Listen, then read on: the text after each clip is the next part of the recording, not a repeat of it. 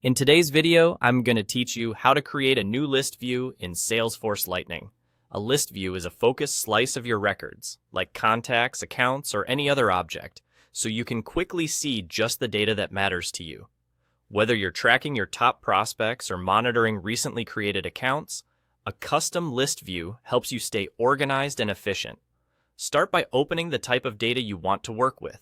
For example, if you want a list of certain contacts, go to the Contacts tab. If you want accounts, head to Accounts. The idea is simple. First, pick the record type you want to filter. Once you're on that Objects page, you'll see the current list view at the top of the screen. In the top right of the list view, click the gear icon. This opens options for managing list views. Choose New.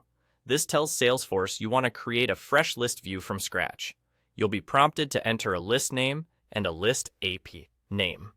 The API name usually fills in automatically based on the name you type, and it can be the same.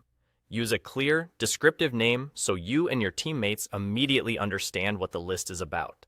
Next, choose who can see this list view. You can keep it private so only you can access it, or make it public so others in your organization can use it as well. If you're unsure, start with private, and you can always adjust later if your admin permissions allow. Click Save. Your new list view is created, and now it's time to make it useful by adding filters. Filters narrow the results to exactly what you want to see. For example, you might filter contacts by owner, industry, status, or creation date. Keep your filters simple and specific so the list is focused and loads quickly. If you're troubleshooting a complex list, try adding one filter at a time and reviewing the results as you go. Once your list view is saved and filtered, accessing it later is easy. At the top of the Objects page, click the list view name to open the dropdown, then select your new list. It will appear in that menu whenever you return to that object, so you can jump back to it with a single click.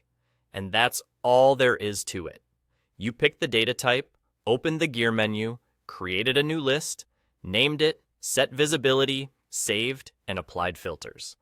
With those steps, you've built a tailored view that puts the right records at your fingertips in Salesforce Lightning.